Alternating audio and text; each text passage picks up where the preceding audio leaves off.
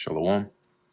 First and foremost, I want to give all praises, honor, and glory to Yahweh, Bahasham, Yahweh Shai, Bahasham, Recha Kodash.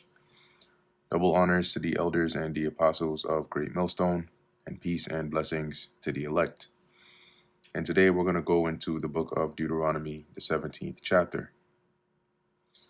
Thou shalt not sacrifice unto the Lord Yahweh thy God any bullock or sheep, wherein is blemish, or any ill-favoredness, for that is an abomination unto the Lord thy God. So basically, of the sacrifices that you bring to the Lord, you got to make sure that they're not maimed or have any defects. Okay, let's look into the word here for ill-favored or ill-favoredness, which goes into, it's likely the same, along the same lines.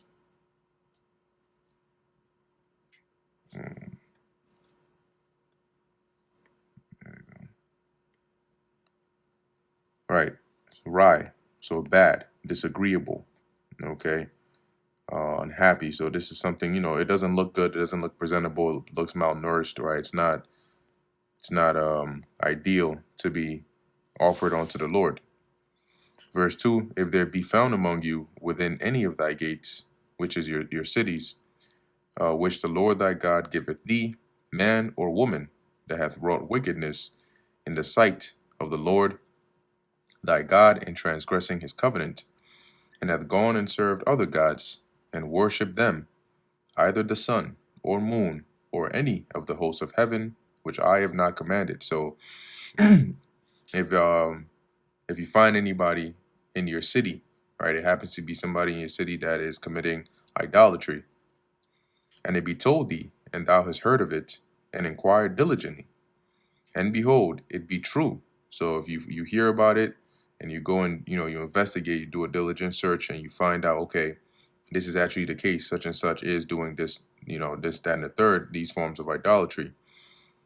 And the thing certain, so you confirm that it's true, that such abomination is wrought in Israel, then shalt thou bring forth that man or that woman which have committed that wicked thing onto thy gates. So you're going to bring them to the entrance of the city, the gates, even that man or that woman, and shall stone them with stones till they die.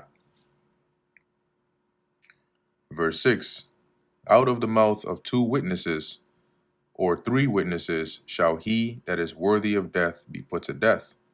But at the mouth of one witness he shall not be put to death. So when there's a matter, a case, whatever it is, you cannot convict somebody, right, and make them, say they're guilty via the witness of one person. You need at least two witnesses in order to be able to put somebody to death. The hands of the witnesses, and that's like, at least two people have to confirm that, yes, this person we did see or we did witness them, doing this or that is worthy of death. And so then, whatever the case is, the outcome can go in such a way. The hands of the witnesses shall be first upon him to put him to death. So say they're stoning the person, right? The witnesses will be the ones to throw the first stones. And afterward, the hands of all the people. So thou shalt put the evil away from among you. If there arise a matter too hard for thee in judgment, between blood and blood, between plea and plea, and between stroke and stroke. Now these are different types of cases, right? Blood and blood is like trying to differentiate between homicide or manslaughter, right? Or plea and plea, like different severities in different cases. But it's difficult, it's intricate, and it's too much for you to judge by yourself, right? Being matters of controversy within thy gates, then shalt thou arise and get thee up into the place which the Lord thy God shall choose, right? So you're going to go to the place the Lord has chosen, which, like I said, in the future, this came to be known as Jerusalem, right? And before we go into the next verse, I'm going to read this as well in the NLT. So it says, suppose a case arises in a local court that is too hard for you to decide. For instance, whether somebody or someone is guilty of murder or only of manslaughter, or a difficult lawsuit, or a case involving different kinds of assault. take such legal cases to the place the Lord your God will choose. And when you take it there, all right, as it goes into in verse 9, and thou shalt come unto the priests, the Levites, and unto the judge that shall be in those days, and inquire, and they shall shew thee the sentence of judgment. So you bring it up to them, and they're like that would be like the higher court, and they will basically let you know, okay, this is what the matter will be.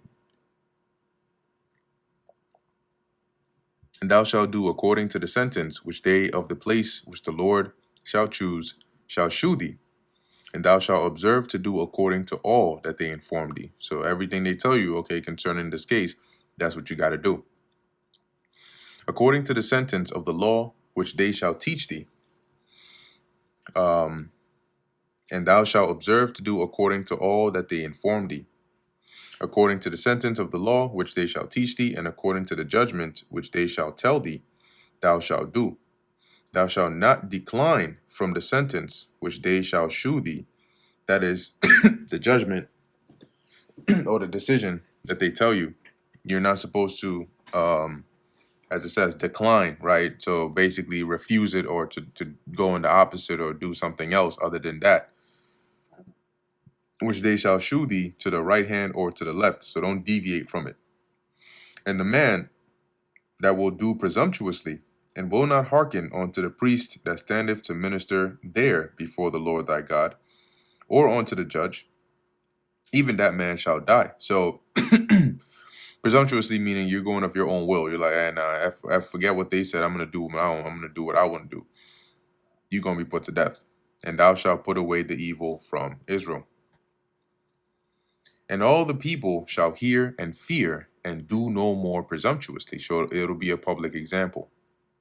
When thou art come up unto the land which the Lord thy God giveth thee, and shalt possess it, and shalt dwell therein, and shall say, I will set a king over me, like as all the nations that are about me. So if ever the case, or if it's ever the case where, once you're in the land, you decide to, set up a king over you, thou shalt in any wise set him king over thee, whom the Lord thy God shall choose. One from among thy brethren shalt thou set king over thee. Thou mayest not set a stranger over thee, which is not thy brother. So you cannot set up a heathen, right, to be a king over you. It has to be an Israelite, and more in particular, one that the Lord approves or chooses. But he shall not multiply horses to himself, nor cause the people to return to Egypt, to the end that he should multiply horses. For as much as the Lord Yahweh hath said unto you, ye shall henceforth return no more that way. Now, what this means is, it doesn't mean he can't have horses. Of course he can have horses. But Egypt was known for like mass I don't even want to say mass production, right? But they had a lot of horses, right? And oftentimes people would, trade and buy and so on and so forth from Egypt. And so what it's saying here is he should not multiply, basically have or require so much in excess as to cause the people to now have to go back to Egypt in order to procure those horses, right? As it says, to the end that he should multiply horses, because the Lord has already said that ye shall henceforth return no more that way, as like a multitude, right? As almost like a people, as a nation. That's when he said, oh well, I guess we'll actually read that later. It's in a later chapter. But yeah. So verse 17, it says, neither shall he multiply wives to himself, that his heart turn not away. Now, it doesn't mean that he cannot have a wife or more multiple wives, but it means that he shouldn't have it in excess, okay, to the degree that, as it says, they turn not, that his heart turn not away. Neither shall he greatly multiply to himself silver and gold. So what the Lord is saying here is not to do these things in excess, okay, lest they cause you to go off. For example, King Solomon, he had, was 1,000 women, but in his old age, it was those very women that caused him to go astray from the Lord. Okay. Verse 18, and it shall be when he sitteth upon the throne of his kingdom, that he shall write him a copy of this law in a book out of that which is before the priests and the Levites. So they basically he would have to procure a copy. They would have to get a copy made of the law for the king that is ruling. And it shall be with him, and he shall read therein all the days of his life, that he may learn to fear the Lord Yahweh his God, to keep all the words of this law and these statutes to do them. So he would have to have a copy of the law, and it should be read to him, so he is well knowledgeable of it, being that he would be king over the Lord's people, so that he would lead them in the right way. That his heart be not lifted up above his brethren, and that he turn not aside from the commandment to the right hand or to the left, right, to deviate from it, to the end that he may prolong his days in his kingdom, right? So the reason for this is so that he can prolong his days, his rulership, he and his children in the midst of Israel, right? So long as they continue in the commandment of the Lord. And that brings us to the end of the book of Deuteronomy, the 17th chapter. Lord willing, that was edifying to the elect. In closing, I want to give all praises, honor, and glory to Yahweh, Bahasham, Yahweh Shai, Bahasham, Racha Kodash. Until next time, Shalom.